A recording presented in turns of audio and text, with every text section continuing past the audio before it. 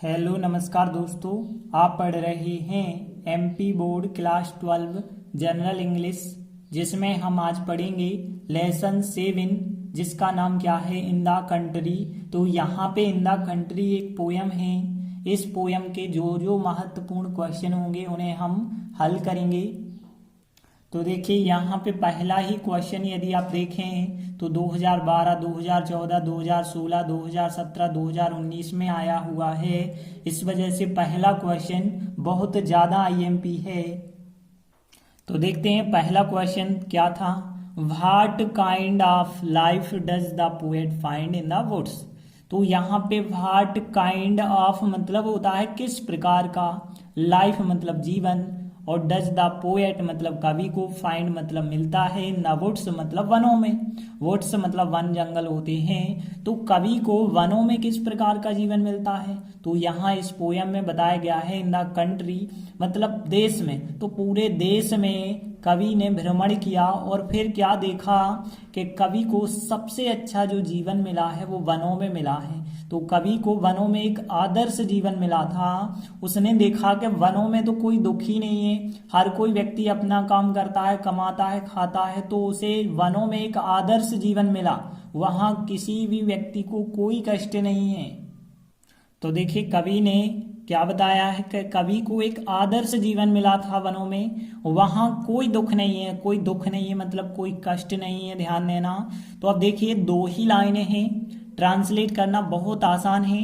देखिए आदर्श जीवन की यदि हम बात करें, आदर्श वर्ड पता होना चाहिए। जीवन तो लाइफ होता है, लिखा गया है। अब देखिए आइडियल होता है आदर्श, ठीक है ना। आइडियल क्या होता है, आदर्श होता है। तो आइडियल लाइफ हो जाएगा आदर्श जीवन के लिए। अब एक के लिए आपको या तो ए आर्टिकल या एन आर्टिकल, और आइडियल लिखा है तो एन आर्टिकल लिखना होगा। एन आइडियल क्योंकि स्वर से उच्चारण आ रहा है, तो एन आइडियल लाइफ। तो यहाँ पे इतना वर्ड तो पता हो गया। और यहाँ पे दुख कष्ट के लिए जो वर्ड होता है वो ध्यान रखें आप, सफरिंग। तो सफरिंग होता है, सफरिंग का मतलब होता है कष्ट।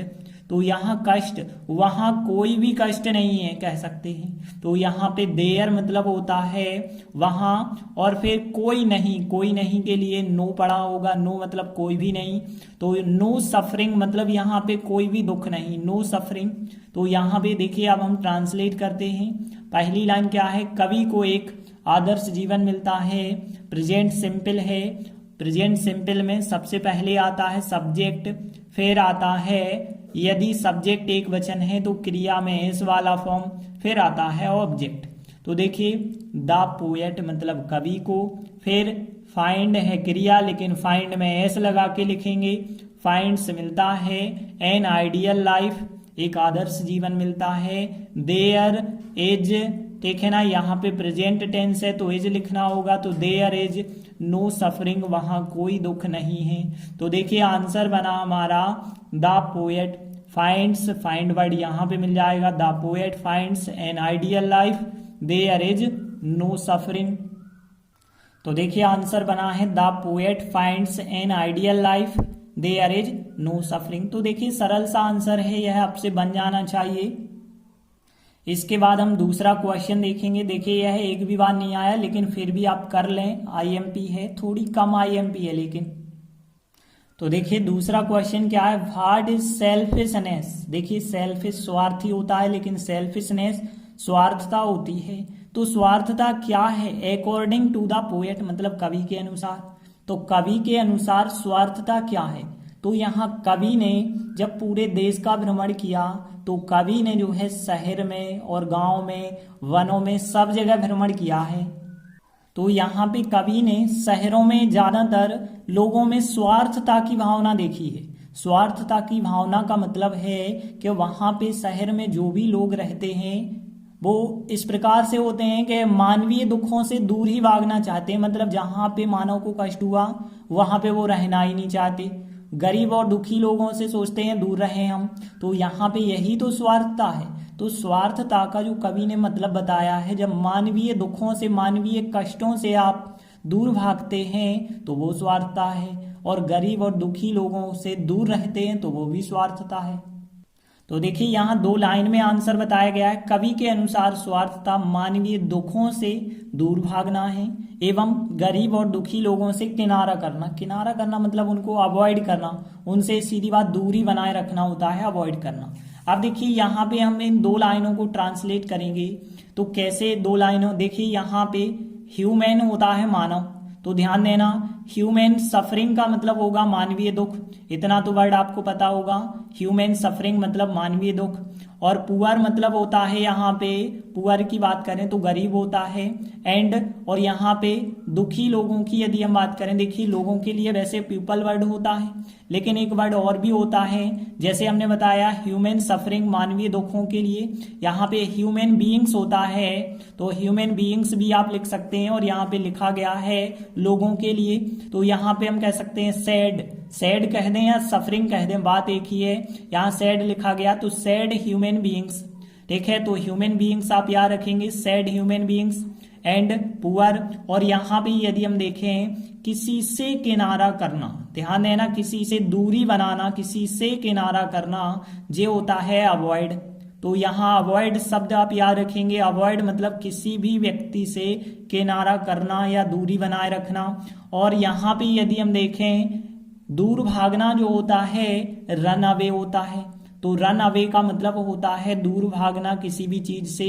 अब यहाँ पे ध्यान देना, यदि हम बात करें तो पहला जो वाक्य है वो टेंस के अंतर्गत नहीं है, किसी भी टेंस के अंतर्गत नहीं है, क्योंकि किसी भी क्रिया में अंत में ना नहीं आता है किसी भी टेंस के अंतर्गत।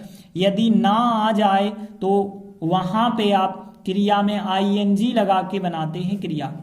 तो यहाँ पे देखिए ना शब्द यदि आ जाए तो सब्जेक्ट इज एमआर लगाएंगे और फिर जो भी होगा ऑब्जेक्ट लिखेंगे। तो रनिंग अवे यहाँ पे हमें लिखना होगा, जो ऑब्जेक्ट की तरह कार्य करेगा, रनिंग अवे। और यहाँ पे अवॉइडिंग हमें करना होगा, क्योंकि अंत में ना आता है तो यहाँ पे बिल्कुल है कि नाउन की तरह काम करती हैं क्रियाएं। तो यहाँ पे अवॉइडिंग हो जाएगा किनारा करना, और रनिंग अवे हो जाएगा दूर भागना, और फ्रॉम मतलब होता है से। और फिर मानवीय दुख की बात करें, ह्यूमन सफरिंग हमने बताया। कवि के अनुसार स्वार्थता, अब देखते हैं कवि के अनुसार, अकॉर्डिंग टू द पोएट मतलब कवि के अनुसार, स्वार्थता मतलब सेल्फिशनेस, तो यहाँ सेल्फिशनेस और फिर सहायक क्रिया आप लिखेंगे इज, तो यहाँ according to the poet selfishness is. और फिर यहाँ पे रनिंग अवे मतलब दूर भागना, फ्रॉम मतलब से, और किस चीज से, ह्यूमन सफरिंग से मतलब मानवीय दुखों से, एंड, ठीक है, एंड और क्या करना, एंड अवॉइडिंग और किनारा करना, एंड अवॉइडिंग और किनारा करना। और किससे किनारा करना है, इन लोगों से किनारा करना है जो कि पुअर हैं, एंड जो है सैड पीपल हैं या सैड ह्यूमन बीइंग्स हैं। तो एंड अवॉइडिंग और किनारा करना है, और किससे, पुअर से एंड सैड ह्यूमन बीइंग से। तो देखिए दोनों लाइनें कैसे बना दी गई हैं, according to the poet selfishness is, और फिर यहाँ पे running away from human suffering and avoiding poor and sad human beings. तो देखिए इस प्रकार से आपका आंसर बना है, according to the poet selfishness is running away from human suffering and avoiding poor and sad human beings. तो देखिए 2 ही लाइनें हैं, 1-2 बार आप ट्राई करेंगे तो बिल्कुल आपसे बनने लगेंगी। इसके बाद देखिए अगला तीसरा क्वेश्चन है, यह थोड़ी आईएमपी है क्योंकि 2011, 13 और 18 में आया हुआ है। तो देखिए अगला क्वेश्चन तीसरा क्या है, what is the difference between a selfish and helpless man.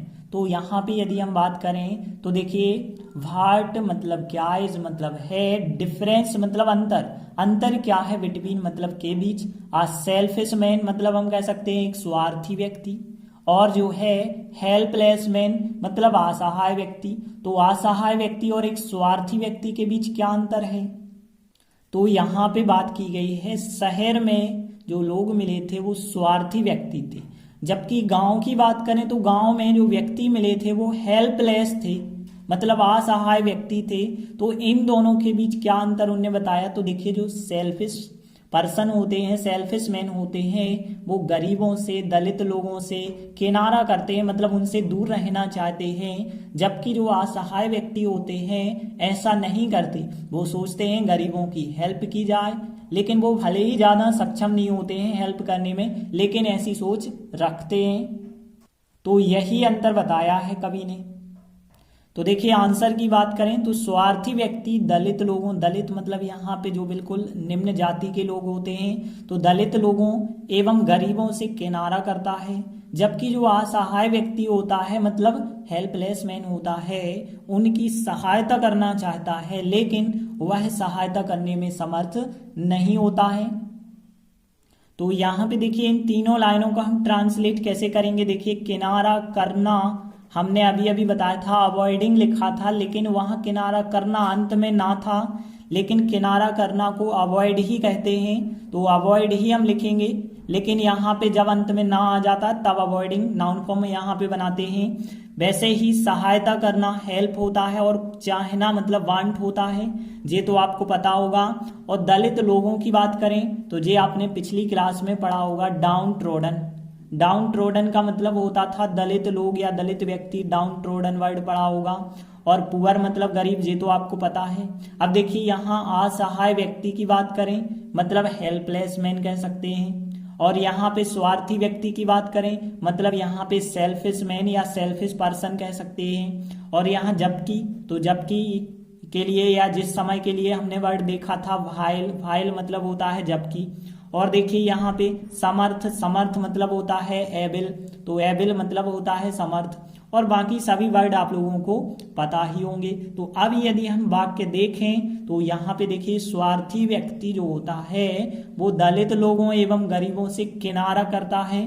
Present simple, present simple में सब्जेक्ट और फिर सब्जेक्ट क्या है, स्वार्थी व्यक्ति एक वचन है तो एस वाला फॉर्म प्लस ऑब्जेक्ट आपको लिखना होगा। तो यहाँ पे सेल्फिश पर्सन, आ सेल्फिश पर्सन लिख दिया या आ सेल्फिश मैन, बात एक ही है। तो यहाँ आ सेल्फिश पर्सन और फिर यहाँ पे अवॉइड्स, अवॉइड्स मतलब किसी से किनारा करना, प्रेजेंट सिंपल है, एस लगा के आपको लिखना होगा। किसी से वर्ड इसी में शामिल होता है, ध्यान रखना।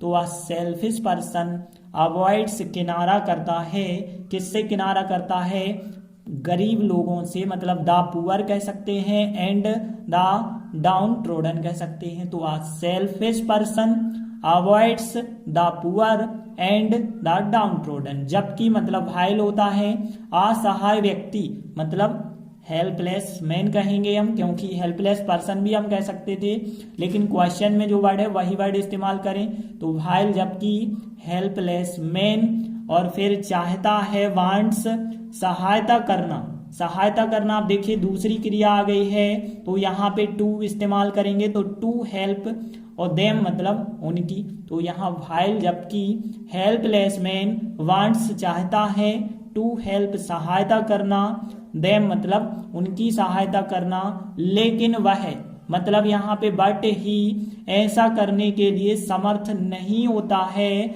मतलब एबल, एबल। और यहाँ पे होगा नॉट, तो नॉट एबल हम कह सकते हैं। और करने के लिए मतलब टू डू होगा करने के लिए, और ऐसा मतलब इट कह सकते हैं हम। तो देखिए यहाँ पे वह समर्थ नहीं होता है या समर्थ नहीं है। देखिए लग रहा है हमें ये वाक्य प्रेजेंट सिंपल है, लेकिन होता है यदि यहाँ पे लिखा है तो होता कोई क्रिया थोड़ी है, तो यह प्रेजेंट सिंपल नहीं है, सिंपल अकेला है हम कह सकते हैं। मतलब यहाँ प्रेजेंट का वाक्य तो है लेकिन नॉर्मल वाक्य है, तो सब्जेक्ट इज एम आर और ऑब्जेक्ट लिखेंगे। तो यहाँ पे बट ही, फिर इज सहायक क्रिया होगी, but he is not able, ठीक है ना। इज मतलब होता है हम कह सकते हैं, but he is not able to do it मतलब ऐसा। तो देखिए इन लाइनों को फिर से देखें हम।